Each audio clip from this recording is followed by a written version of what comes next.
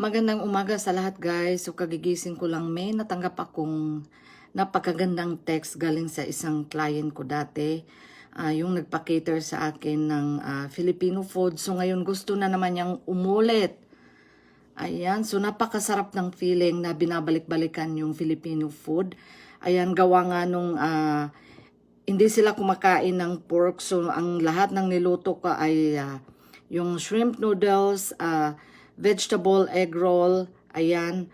And then yung chicken adobo, ayan po yung binabalik-balikan nila guys kasi ang sarap na talaga. So ngayon, deliver na po sa bahay nila. Ayan, kung mapapansin niyo kung gaano kalawak yung bahay nila, may swimming pool pa po yan sa likod. Yung driveway nila guys, napakalawak talaga kasi yung client na to ay kilalang tao dito. So ayan, so nag-set up po ako guys. Wala akong ibang maisip, so pinagsama-sama ko na lang po lahat. So hanggang sa ganito ang result. Ayan.